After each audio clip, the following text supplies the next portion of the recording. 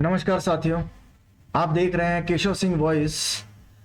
जैसा कि आप शीर्षक देख पा रहे हैं और मेरी टैग लाइन जो है कि क्वेश्चनिंग द गवर्नमेंट, सरकार से सवाल पूछना एक अपने आप में एक गुनाह है। तो सरकार से सवाल नहीं पूछना चाहिए। यह सिर्फ एक समीक्षा है, अपनी बातें आप लोगों तक लेके जानी है और अगर इसमें सही और गलत कुछ भी हो सकता है तो ये अपने अपने ख्यालात हैं, अपनी अपनी सोच है। वैसे भी व्हाट्सएप यूनिवर्सिटी और एजेंडाधारी जो चैनल्स हैं वो अपने को उस हिसाब से तोड़ मरोड़ कर पेश करते हैं और ये बताने की कोशिश करते हैं कि जो हमारे प्रधानमंत्री जो कहें वही सही, जो कुछ भी कर रहे हैं वही सही, चाहे वो प्रोनाउंसिएशन गलत कर जाए, चाहे कुछ भी हो, चाहे उनका उच्चारण गलत हो।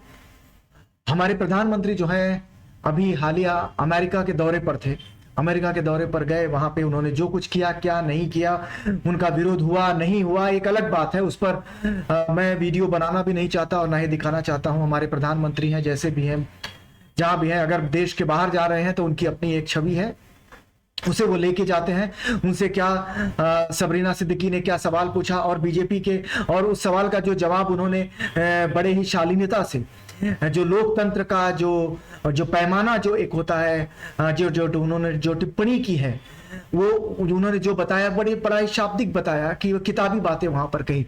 लेकिन क्या वाकई में देश में जो सबरीना सिद्दीकी ने जो पूछा वो चल रहा है? क्योंकि उसके सवाल पूछने के चंद घंटों बाद ही इनके अपने ही मंत्रीगण ने उसे किस तरह से ट्रोल किया, किस तरह से उनकी जाति, उनके सभी इस पे लेके आ गए। और दूसरी बातें, जो उनके जो सबसे बड़े जो इनके मित्र जो हुआ करते थे, जिन्हें ये तू तड़ाक से बात करते थे, बराक ओबामा, जिन्हें सभी लोग बराक ओबामा के नाम से जानते थे, इन्हीं के मंत्री, जब उन्होंने सवाल किया और इनके लोकतंत्र पर जब सवाल उठाया, इनकी जो लार्जेस्ट डेमोक्रेसी जो है, मदर ऑफ डेमोक्रेसी जो है, उस पर सवाल उठाया, तो उन्होंने उनके लोगों ने उन्हें किस तरह से ट्रोल किया और कहा बराक हुसैन ओबामा भारत में भी बहुत है।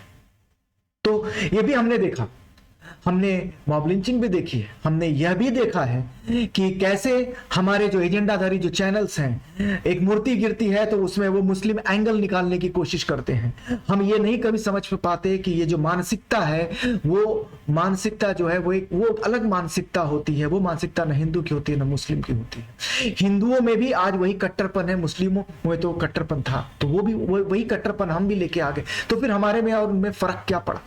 आप क्या उदाहरण, आप क्या बताना चाहते हैं? क्या उदाहरण आप पेश करना चाहते हैं?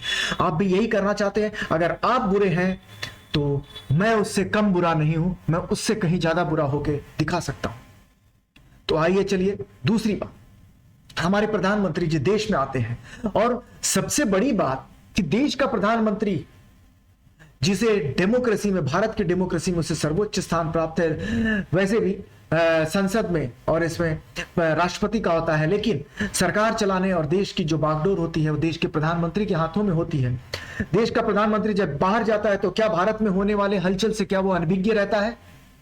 ये एक बहुत बड़ा सवाल है।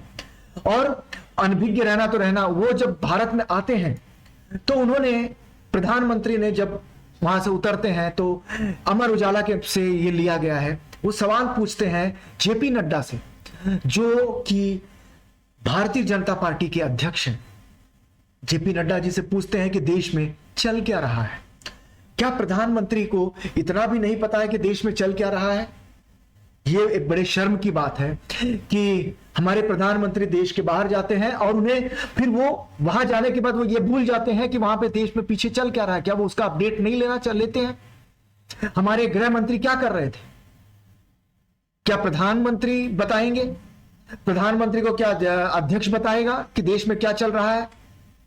ऐसा कैसे? इस बात को हम सभी को सोचना पड़ेगा, समझना पड़ेगा कि प्रधानमंत्री ने देश किसे सौंपा था? देश उन्होंने अपने पीछे गृह मंत्री को सौंपा था या देश के या भारतीय जनता पार्टी के अध्यक्ष को सौंपा था? यह भी अपने आप में एक बहुत ही विचित्र सवाल था जो उन्होंने पूछा कि देश में चल क्या रहा है। और अपने आप में यह और भी बड़े सवाल खड़ा करता है कि प्रधानमंत्री जब देश के बाहर जाता है तो क्या देश की बातों को वो जानना चाहता है, समझना चाहता है या नहीं समझना चाहता है? यह भी हम सभी को समझना पड़ेगा, सोचना पड़ेगा कि हमारा देश और हम क्या चाहते हैं, क्या करना चाहते हैं देश का प्रधानमंत्री, क्या ऐसा ही होता है? हम पढ़े लिखे वर्ग हैं, हमें किसी की भक्ति नहीं करनी चाहिए। हमें उसके उस हिसाब से हमें देखना चाहिए कि क्या उस पैमाने पे हमें देखना चाहिए कि क्या देश का प्रधानमंत्री सही तरीके से काम कर रहा है या नहीं कर रहा है। धन्यवाद।